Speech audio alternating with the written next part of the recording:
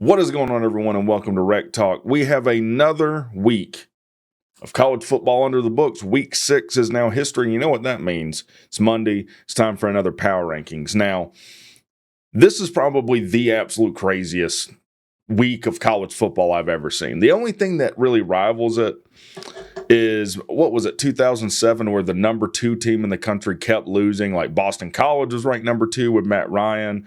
West Virginia, when they had that, Pat White and Slater kid. University of South Florida was ranked 2nd around that time too. It was wild. Only thing remotely like what I've seen yesterday. Now, before we even get into last week's Power Rankings, let's talk about this. Good old SEC up in here. Now, Texas at number 1. This is the AP poll. Makes total sense. Ohio State, Oregon, Penn State, all undefeated. Georgia, are they a top 5 team? They have one loss to Alabama, who's ranked 7, but their loss is to Vandy. Alabama losing to Vandy. The last time Vandy beat Alabama was 1998. And that's because Alabama vacated the win because they cheated. So that's nice. Vandy's played, 60 top 5 teams, never won a single one, and they beat Alabama, who beat Georgia. Before we even say that, Tennessee loses to Arkansas. Ole Miss has lost to Kentucky. So you have 1, 2, 3, 4, 1 loss SEC schools in the top 10 that all have losses to teams, aside from Georgia, to teams that are not in the top 25. And if you're a Georgia fan, you're saying, oh, yeah, well, our losses to a top 10 team. Yeah, but their losses, they lost to Vandy, and that's a historic loss. So it makes sense of this top 10 to me. How is Georgia ahead of Miami, who's undefeated, by the way? We're going to talk about Miami today, but is what it is. Let's go back and look at last week's rankings. We had Miami at 1, Clemson at 2. Spoiler alert, that might change today. Pitt at 3, Louisville at 4. Man, Louisville. You might want to watch some football before you start clapping at Rec about, I don't understand your roster and, I'm not giving you your due. Boy, losing to SMU is embarrassing if you're Jeff Brom in Louisville. But anyways, we had them at 4 last week. 5 Duke. Obviously, both those teams have to drop. SMU at 6. They got to go up, right? Boston College at 7. They lose to Virginia this week. 8 Syracuse, 9 Virginia. 10, Stanford, 11, Georgia Tech, 12, Virginia Tech, 13, NC State, 14, Cal, 15, Wake, 16, Poop Lina there, and in dead last, which isn't changing. I think you all already knew that, Florida State last week. So we're going to have a new tier. This is going to be Jeff Collins' red dot play tier. Because if you don't know who Jeff Collins is, he's the DC of North Carolina. We're going to talk about it later in the video. The worst head coach at Georgia Tech in Georgia Tech history, went 3-9, 3 straight years in a row. He 3-peated 3-win seasons. That's hard to do in college football, to 3-peat 3 wins, only 3 wins. And he's, if y'all seen the movie Radio, that guy would make a better coach than Jeff Collins. I would have rather we hired Radio, Cuba Gooden Jr.'s Radio. Anyways, let's reset this. Collins pool noodle, Jeff Collins red dot play tier. All right, I'm just going to go down ESPN here. Syracuse beats UNLV 44-41. Kyle McCord threw 63 times in this game. He was 40 of 63 for 355 yards and 3 touchdowns. Allen for Syracuse, 19 carries, 71 yards and 2 touchdowns. Man, Syracuse doesn't care at all about running the ball. doesn't care at all about it. Syracuse, if they don't establish some semblance of a run game, and admittedly, I didn't watch this game, but when you're throwing 63 times, what that tells me is you don't care about running the football. They end up beating UNLV in overtime, 44-41. Pretty exciting game, but the thing was UNLV was ranked. They were ranked 25th, so a lot of people are probably going to make fun of Syracuse for a struggle win against a Group of 5 team, but UNLV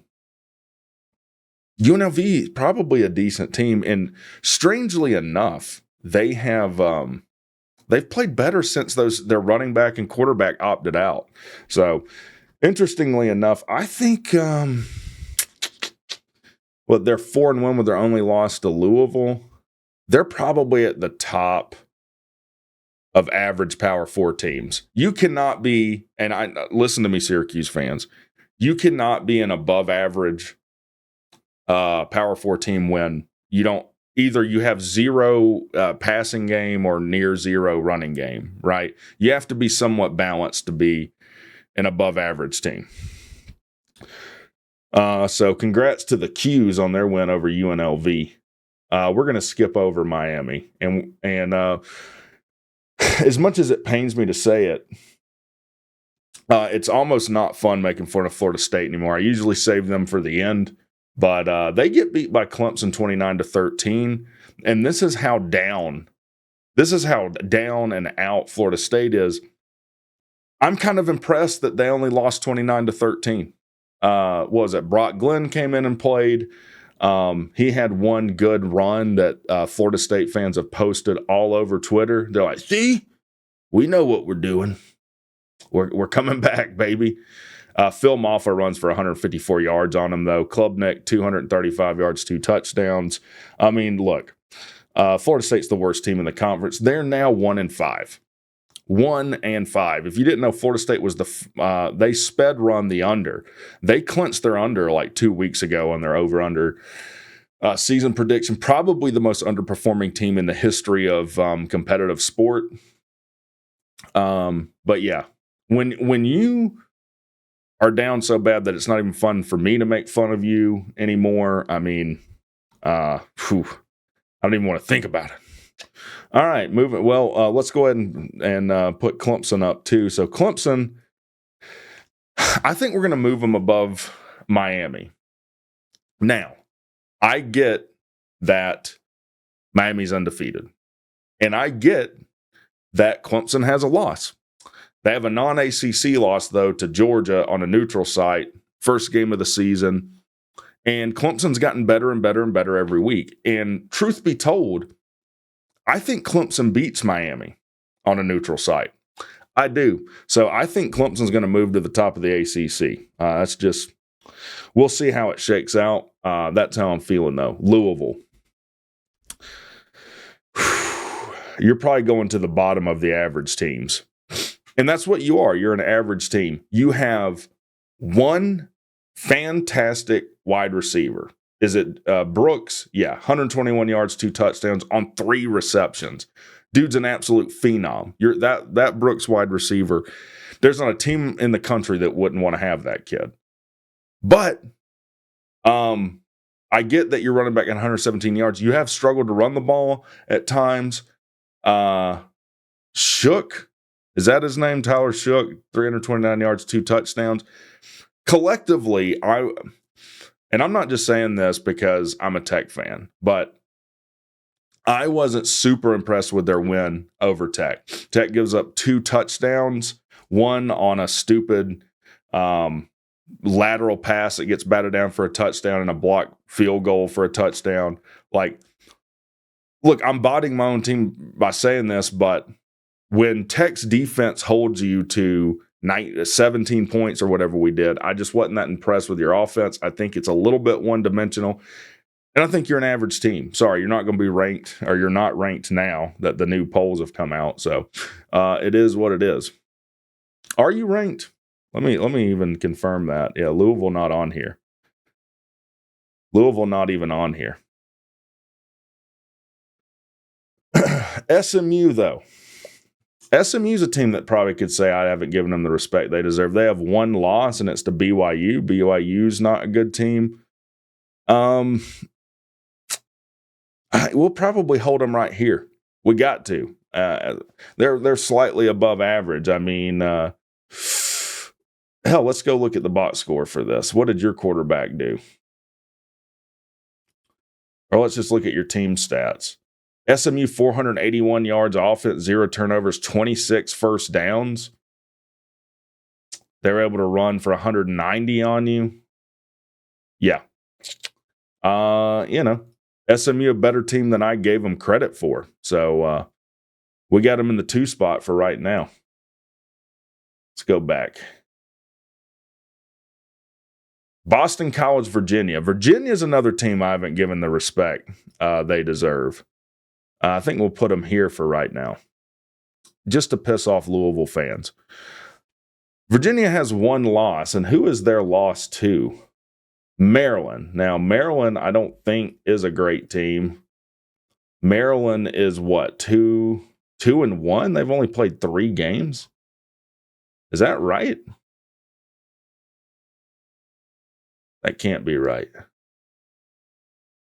They're 3-2. They're 3-2, and they're 0-2 in the conference. Okay, so Maryland not a good team, but I tell you what, no one thought Virginia would be a one-loss team coming up to this point. They beat Richmond, they beat Wake, Coastal Carolina, and Boston College. So, I mean,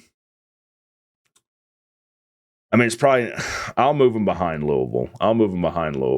They're overperforming what they were expected to do for this year. They do have Louisville on the ACC network this Saturday at 3:30, though. That'll be an interesting game. And if you're Louisville, I wouldn't sleep on Virginia. I really wouldn't. Virginia's a team that's playing a lot better than they have. And if this week of college football has taught us anything, anyone can beat anyone at any time. So congratulations to Virginia, and shout out to Wahoo Brad. I know he's a Virginia fan. And also shout out to Vandy Dandy. He's a Vanderbilt fan that first top 5 win in school history, man. Congratulations on that too. Pittsburgh beats North Carolina 34-24. Now, we all know how I feel about Jeff Collins. It's going to be a fun week to interact with him. Pitt drops 520 yards of offense on North Carolina. North Carolina's an awful team. They've lost 3 in a row. They're about to lose 4 in a row because they've got my Georgia Tech Yellow Jackets this week. And if you don't know, our head coach, Brent Key, and Jeff Collins have a ton of bad blood. And we're going to come in there and drop 223 on them, probably break the all-time scoring record, offensive yards record. Just North Carolina's an awful team. I'm tempted to drop them behind Florida State, but I do think they beat Florida State. Pitt undefeated, ranked 25, probably ranked too low. And I think they have to bump up this week to an ACC championship contender. I think they do. I mean, hell, you might could bump SMU in that category. I'm just not ready to do it yet. I have to look. Who does SMU have this week? Or are they on a bye? SMU's on a bye this week. Okay. But Pitt looks good. Pitt undefeated. Pitt's offense looks good. Pat Narduzzi has them back on track. North Carolina just not very good. All right. Wake Forest beats NC State. Talk about teams that are down bad. Wake Forest gets their second win of the year against NC State. We talk about it every week. NC State was supposed to be some kind of world beater, and they're awful. I get that McCall's been injured, but it shouldn't matter. If you're NC State, losing to Wake at home, 34-30 is crazy. Claiborne runs for 136 and 2 touchdowns on you. I know Pigskin Pete hates NC State, and we played them in a Thursday night game. Tech probably favored over NC State in that game, too. Moving on, Virginia Tech beats the brakes off Stanford 31-7. And what is Virginia Tech's record now? They're 3-3. Yeah, they're probably at the top of the bad Power 4 teams. Another team Georgia Tech plays this year in Blacksburg. I think after we play North Carolina this week. So North Carolina gives Miami a great game last week. Controversial ending, beat Stanford. And Syracuse probably unhappy that Virginia Tech handled Stanford like that. So, I mean, it seems like Miami and Clemson are clearly the best two teams in the conference. And then maybe you can say Pitt is a clear 3. But beyond that, I mean, who knows with the ACC. We didn't put Boston College in here. Boston College probably right behind Virginia Tech. They even had Castellanos, Castawoo, and still got beat by Virginia, which is not good for the old Catholics there. So last game, Georgia Tech. Georgia Tech beats Duke. Duke came in undefeated. This was a game I wasn't all that confident in. Didn't understand the 9.5-point line on this game. Georgia Tech's defense showed out, though. Georgia Tech holds Duke to under 300 yards of offense. Ends up getting a turnover. Now it was in garbage time, really. But Georgia Tech looks good. Now, they did struggle in the second and third quarters in scoring. And look, something is off with Georgia Tech's offense. They've got to continue to improve. But they do get the run game back on track and run for, 245 yards on Duke. Now, Duke has not been the best run defense team, and Georgia Tech was able to exploit that a little bit, but Georgia Tech plays good. I would probably put Georgia Tech at somewhere at the bottom of average Power 4 teams. I think that's fair. And Duke probably put them right behind Tech. You could still put them above Tech since they just have one loss, but the thing is, Duke has not. I mean, Tech's the toughest team Duke's played, and they lose by 2 scores to them. So I do think it's fair to put Tech above them. Stanford, I guess we'll put Stanford there. We already talked about them a little bit. Cal and Miami. Now, we had Cal way down here because they did lose to Florida State. Cal blows a 25-point lead. They were way up in this game. They let Miami come back on them at 2 in the morning. An East Coast team of all teams. Cam Ward doing his that's the stupidest stuff ever, man. No one cares about that. Can't wait till Georgia Tech gets to shut that down. But yeah, Cal. What is Cal's record now? Let me go back up. Cal's 3-2. Do you put them there? I don't even know if they're an average team. You cannot be an average team with a loss to Florida State and then give up a 25-point lead. Now, I know what a lot of people are thinking, oh, that targeting call was awful. And that did look like textbook targeting. I mean, this is the problem. I brought up, this happened to Duke. They get a roughing the passer on Haynes King because someone brushed his helmet a little bit.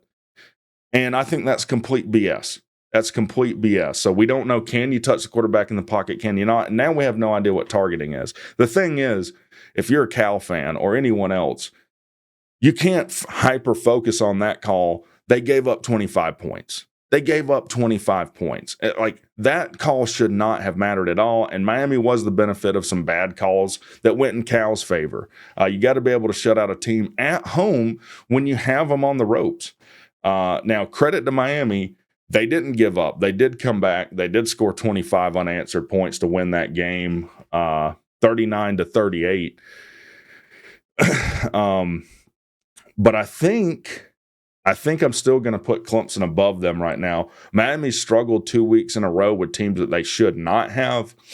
And I just think Clemson's playing better ball at the moment. So let's see if that makes sense. Louisville should probably go above Syracuse. I do think Louisville's a more complete team than Syracuse. I think it's fair that they're above Virginia. Yeah, this looks good to me. We got 2 Jeff Collins red dot plays. Let me tell you something, North Carolina. I'm going to Chapel Hill this week. So it's going to be time to take your medicine. It's going to be time to take your medicine. the game plan for me is to beat the absolute will to live out of you, to the point Mac Brown said after the JMU loss, hey, there's been times where I wanted to leave after the first quarter in games I'm coaching at. We'll see if WreckTalk and Brent Key can't make that a reality for you. So let's see how we got them ranked. ACC champion contender. So number 1, we got Clemson. They move up a spot over Miami at 2, Pitt at 3. Surprise, surprise, SMU at 4 as the only above average team. You know what? We're going with it. 5, Louisville. 6, Stanford. 7, Virginia. 8, Georgia Tech. They move up some. 9, Duke, taking their first loss on the year. 10, Cal. 11, Virginia Tech. 12, Stanford. 13, Boston College. 14, Wake. 15, NC State. Sad times for the Wolfpack there. Well, we got 16, North Carolina, and then dead last, no surprise, Florida State with 1 lone win over Cal on the year. So let me know what you guys think about that. Do you agree with the list? Do you not agree with the list? What do you think about Clemson being number 1? What do you think about Pitt being an ACC championship contender? Let me know in the comments. Y'all have a good one.